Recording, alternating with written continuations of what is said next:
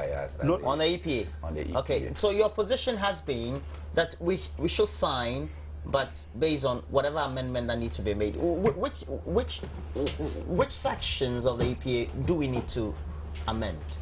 There are problems with the actual list, the product, what we call the restricted list, okay, which has been provided, and which we have to make sure that those protected areas, as we call them, are actually truly protected. That's one of the things that we need to go through.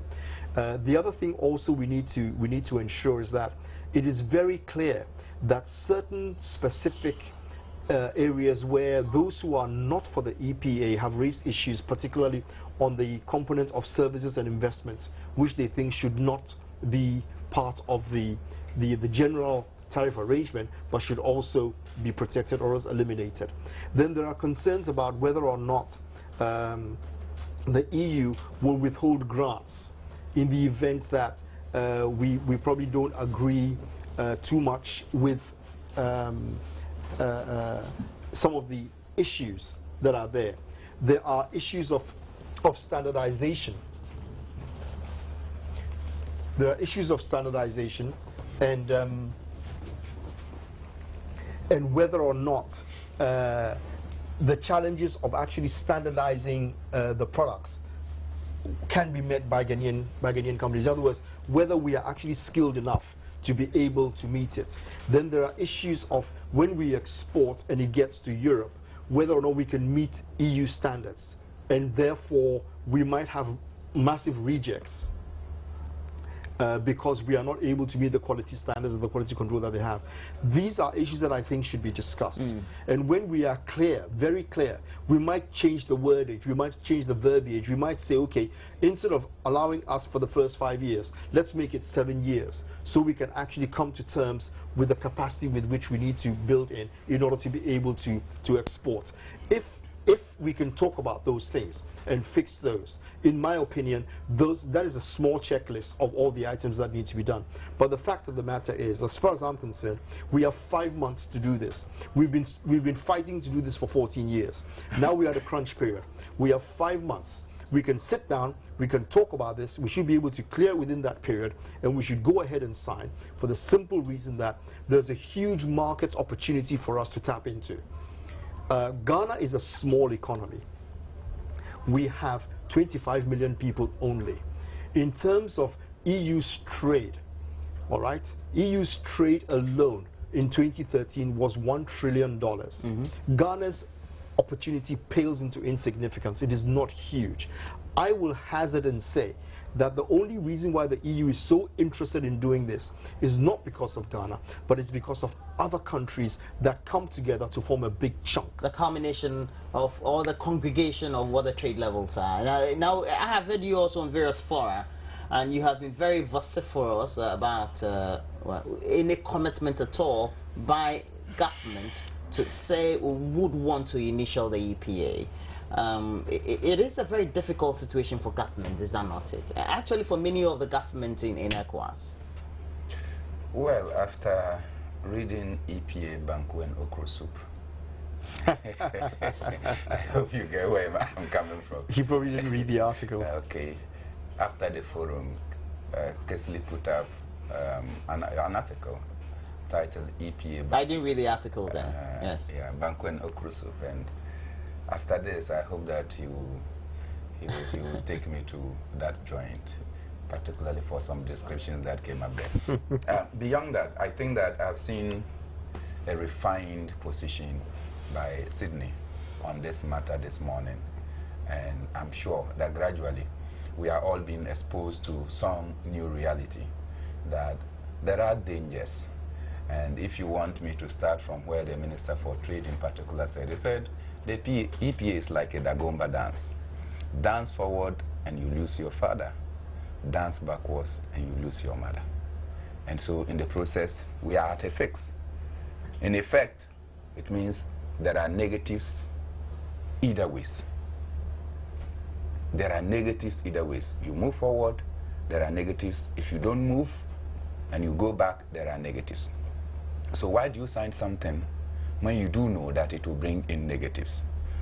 There are 4 or so components of the economic partnership agreements.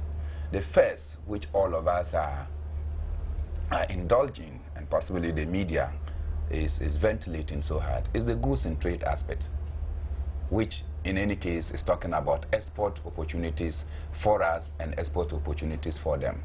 By those export opportunities, what it means is that Ghana would have, or ECOWAS countries will have 100% access beyond rice and sugar. We have 100% access of whatever we will take into European market. I liken it to a situation where you can say that our goods will enter European markets visa-free. And in return, their goods will enter our market 75% visa-free. But ours, you just have to put a caveat. If we meet their standards, so to speak. I will get to that. Okay, because even now we feel their standards. I'll get to that because of the problems we suffered with AGUA. That is the face of it. So you get 100% access beyond rice and sugar.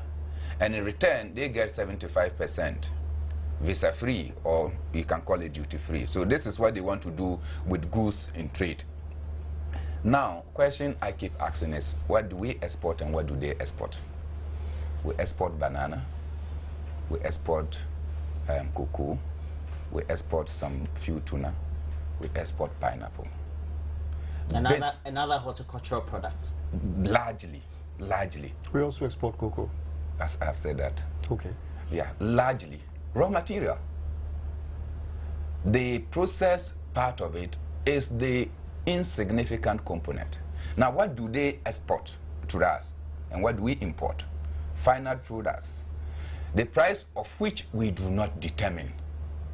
They tell us how much we buy of anything that comes into our country, and in any case, they even determine how much they buy of our gold. They determine how much they buy of our cocoa. They determine how much they should buy of. It's not what we tell them, it is how much they want to buy it. They control the bulk of the trade. You understand? So in effect, we are losers when we export, and we are losers when we import. And the problems we are facing actually is that, look, our export is far below our imports. So in the goods in trade aspect, we are not winning, they are winning.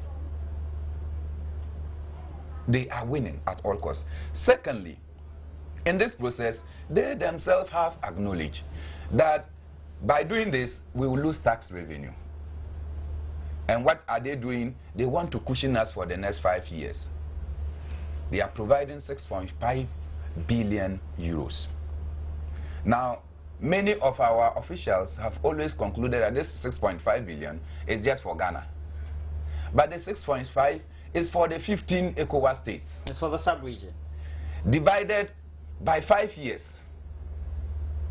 Assuming that we just want to take it for the simple mathematics, that we are going to divide it equally among the sub-region, the countries in the sub-region, you are coming to 81 million euros. Obviously, they have acknowledged that we are going to have a decline in our revenue, and they are telling us how we should be able to contain it. Surely, there is something fundamentally wrong. And listening to Sydney, look, things are not right in our economy. We need to put in certain mechanisms. The fundamentals are weak. We need to put up the institutions. Now the institutions are not put. Sydney is saying that go and sign. No, he's not the one saying it. By the argument we are making Definitely. here. He's saying that let's sign, but let's ask for an extension. Instead of 5 years, let's make it 7 years. Even if you give us 10 years, because we have not set up the institutions and now we have added more trouble and trauma, it's even going to compound the situation. So why don't we take the steps and say that, why, like Nigeria is saying, if you think that we are going to have these difficulties, these rigidities are going to accompany our moving into an economic partnership agreement, why don't you give us the money? But Ghana is not Nigeria. In Ghana and other countries like Benin and Exeter. That is the point we have always made. Why? Is Germany France? We're dealing with the EU, so you can't separate them. No, I'm saying that. It's Germany, France. No, but even within the EU, France is not Germany. Yeah, Germany fantastic. Good. So don't say that Ghana is part of ECOWAS. And Germany is almost like Nigeria. Ghana is in ECOWAS. The context of ECOWAS. Why is it that Ghana is now hiding behind the banner of ECOWAS and say that we are going to agree? Because we want to find strength. And if you just take 2 days ago, the Council of Trade Ministers at the AU have completely rejected this. And I asked your producers to produce the sheet for you to see the Council of Trade Ministers in Africa that have completely rejected this and said that, look, we can't do it.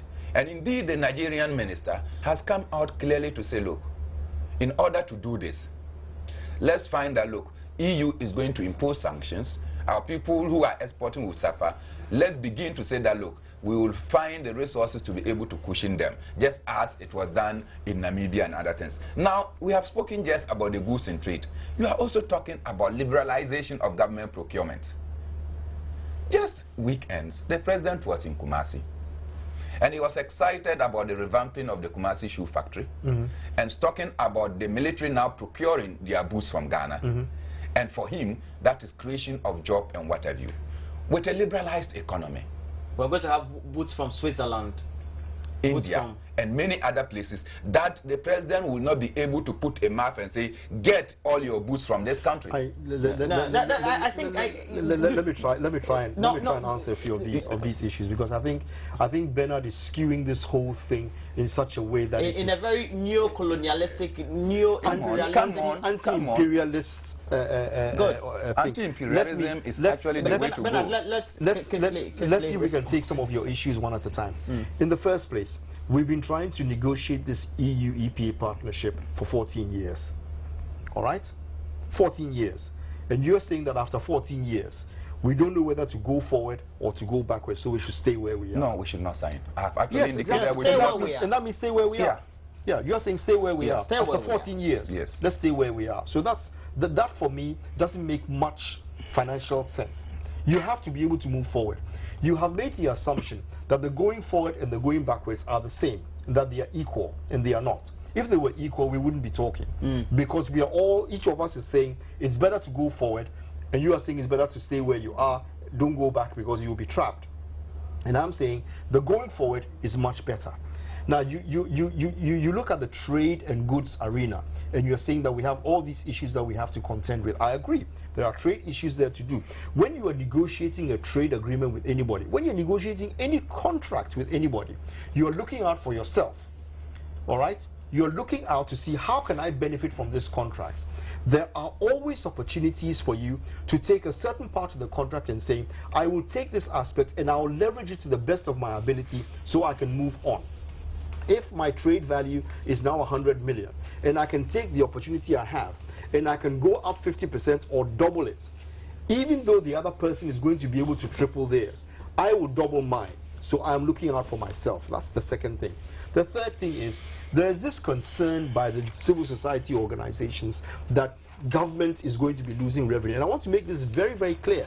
When they say we will be losing revenue, they don't mean we, the people of Ghana. They are talking about the state of Ghana is going to be losing revenue. And I asked Bernard Mona and his people, are they governments? Of course we are. Have they now become the guardians of government? That if government is going to lose $71 million worth of import duties, therefore they are now concerned that government, despite its whole planning and saying, I am going to sign, I know I will lose $71 million, but I'm going to sign anyway because I can see other benefits. They are saying, government, you can't sign or you shouldn't sign because you're going to be losing revenue. It doesn't make a lot of sense. Seriously, you've made your point. I think you were on your fourth point or your third point, so to speak. But as you make those comments, is it that you don't have confidence that perhaps, even if government signs, in terms of what the responses should be in the medium to long term, in making sure that we have well-developed structures to shore up whatever difficulties that we are currently even experiencing, that we will further experience by way of whatever the deficit is by way of trade, government would not be in a position to implement those and perhaps empower the local investors, the economy, to fight the competition? First, let me say that maybe our notion of government is just sided. Otherwise, all of us are government. It doesn't mean no. This is the old CPP way of thinking. CPP is the government, and the government is CPP, and we are the party, and the party is the government.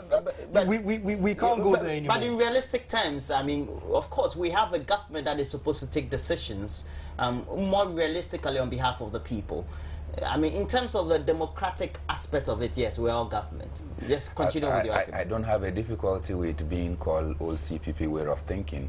The point is that the people of a nation also are the government of the nation. We may have leaders because we have decided to vote for a certain class of people to lead us as a people. Beyond that, all of us are in this ship called Ghana. We have shares in this. We are supposed to be concerned about how much revenue our government is able to get. We are supposed to be concerned about whether there is corruption or not. Why is it that I hear Sydney talking about corruption? Because this is my money. And the government fantastic. So if the government is not making, if the government is not making your money, because there is a shortfall, then you say that you are not concerned about whether the government is going to get money because you are not the government. But when the money is not being properly spent, then you turn around and say you are your government. It is not the making of the money, it is the spending of the money. You should be interested in how the money is made as well as... No, I'm interested in how the money is spent. You see, I mean, you should be interested. For me... Can we get back to the subject of discussion? Yes, of course it's part of it. I am interested in how we make the money and more interested in how we spend the money. We do understand that. So there's a distinction. Right. I am interested in both. We do understand that. And that is why I'm interested in what government will get and then how government is going to spend the money, particularly in a judicious manner that will affect... That's why I'm asking you, so that you don't have the confidence that perhaps the right steps will be taken. Master, the European Union has decided. They sat down in their boardroom. They took a decision and said, this is what we will do. We will enter into an agreement with other countries, which agreement will be of benefit to us. Now they have a package they have brought to us. Sydney will agree with me that for the past 14 years, he should tell me what research we have done. The Association of Ghana Industries is not a civil society. They are opposed to it. The Ghana Chamber of Commerce is not a civil society. They are opposed to it. Do you understand? So these are a collection of business gurus that have said that, look, by the way we have looked at things, it will not work. The General Agricultural Workers Union are opposed to it. Do you understand? And of course, even the Christian Council for the first time have taken a very stringent position on this matter, say they are opposed to it. Why? Because they have been adequately informed. Now, our government of Ghana has said that, look, we have not collated the information to do the pro and the cons of it. So that at the end of the day, we'll be able to say this is how much we'll benefit if we sign an economic partnership agreement, and this is how much we'll lose if we sign an economic partnership agreement. The net effect is that there is a plus. And on that score, let the people of Ghana go with us because the net effect is a plus. Unfortunately, this has not been done. And if you listen to the Minister for Trade, the forum that was created was supposed to elicit views. Unfortunately, we got there without any research document. The ministry could not put on the table and say, this is the research that we have gathered as is done in other places. So why are we rushing? So you're saying in any case, October that we are saying is the deadline. Why? By who? By the Europeans for their interests or by us for our interests? It's by both parties. No, by the Europeans. They want us to sign this. Of course, they want us to sign this. And I'm saying that, why are they compelling us? In any case, we are saying that the negatives of economic partnership agreement are enormous. We have to be realistic. To massive unemployment of our people. Bernard, we have to be realistic. And the realism of the situation is, Mr. Hayford, that whether we sign or we don't sign, and especially looking at the way the world order is and the incursions being made by China and other parts of Southeast Asia, etc., the Europeans are going to come hard on us. The point is, if we look at our current state of trade, which of the blocks do we trade more with currently? With the European Union, and we have to be realistic about it. So is it that we just want to criticize for the sake of criticism, or in reality that is the best step we have to take? Well, you see, what I don't seem to understand with this logic that against the EPA group comes up with is that the European Union have brought a document. So because they have brought a document, it's an evil document, okay? But this is trade. It's a contract. It's an arrangement. They brought the document, look at it, and let's see if we can work on this thing together. So whether we took it or whether they brought it, there's a document. So you examine the document and you look at the merits and demerits of the document so you can move on. If we are concerned sufficiently enough in this economy, what we have to focus on is that when the Europeans come in with their 75% offer into our marketplace, what do we need from them that will enable us to improve our process and get us forward? We need certain basic things for our industry. We need certain basic things for our domestic existence. We need certain basic things that will enable us to progress and add value to the material, the raw material that you are saying we are exporting, freely. Who in this country is going to build me a combined harvester which I can use to produce more corn so as I can export? But we don't have one. We need somebody to offer us that. But the argument they also make is that then we also need to develop our own to make sure that we can be in a position to also develop our own combined harvesters. Of course you're going to develop your own. You don't have an iron ore industry. How are you going to make, we have iron ore, but we don't have an industry. Sure. We have raw material iron ore. So you need to attract a partner who is going to come in, help you to build the iron ore industry so you can make it work. We didn't build Akosombo on our own. We brought in Kaiser. They built it for us. We are benefiting from the electricity. Now, there's so much that we have about 5 minutes to wrap up on this very subject. To be able to do this. Now, Bernard, so your argument we shouldn't sign at all, or perhaps we need to make sure that we advocate for some amendments to be made to the agreement. I think that we are just being overpressed by saying that after 14 years we are being overpressed. Even if it's 50 years and we should still say like that. And we say that it is inimical to the growth and the survival of our country, and the opportunities therein are not for us but for them. It could be 100 years. There cannot be any compelling reason for which we should go and sign something simply because we have dilly-dallied with it for 14 years. In so many ways, this is so unlike your Nkrumah's leader. Let me make this point because Nkrumah signed the Kaiser deal in Akosombo because he looked at the long-term benefits and he knew there were demerits, but he signed. Let's make his point, then you make your response. It was not Kaiser that was interested in Akosombo Dam. Okay, let's not go to that. But it was Kaiser you were making a point. No, I need to respond to him. It was not Kaiser that was interested in the Akosombo Dam. It was Ghana that was interested and went out seeking for them. In this particular case, it is not Ghana or ECOWAS that is interested in economic partnership agreement. It is Europe that is interested. And so therefore they are bringing it. Bernard, you are saying we are not interested. You are saying we are not interested. I am interested. So what are you saying? We are not interested. Are you Association of Ghana Industries? No, I don't have to be Association of Ghana Industries. I'm a concerned citizen. So I'm a concerned citizen, and I say we are interested. I asked Bernard a question. The question I asked was, are you saying we shouldn't sign at all, or perhaps the advocacy about amendments? And I've heard it in some of your speeches as well, in terms of what the block is that is against the signing of the EPA. Obviously, with the current rigidities embedded in, we shouldn't sign at all. Economic partnership agreement. Don't sign it. Okay. Don't sign it. So should we look at the rigidities? Of course. Should we look at the rigidities? We should look at the rigidities. Then we're on the same page. So what are we arguing about? Our government should be able to open up for us to debate this matter. They should bring. So it's not as if that you are totally against the signage or the initial. As it stands now, the rigidities are so inimical for our growth. And I don't think that signing the economic partnership agreement will add an... You mean in its current state? In the form that it is. But if there are some amendments... If we are able to improve upon it, why not? Then we are talking the same language, and all we are doing is not listening to each other, not hearing each other. That's the same thing that I said before you came on. Before you came on board, I said there are certain specific things that we need to address. You were saying but let us address. Talking about but let us address them. Yeah, because that's how you people come across. It's not anything that. No, but that's exactly what you are ensuring that we don't move forward. Bernard, that's exactly what you have said here. That the European Union have brought it and they want us to sign, and they said it is an imposition. So there must be something wrong with it. So Mr. Hayford, can I just say this? we are smart and intelligent enough now.